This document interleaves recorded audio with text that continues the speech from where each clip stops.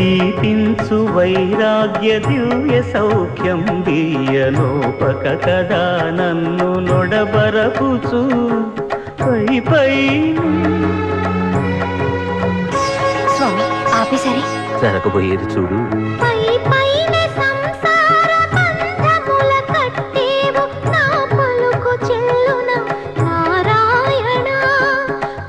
పైనే సంసార బంధముల కట్టేవు నా పలుకు చెల్లున నారాయణ నిగమ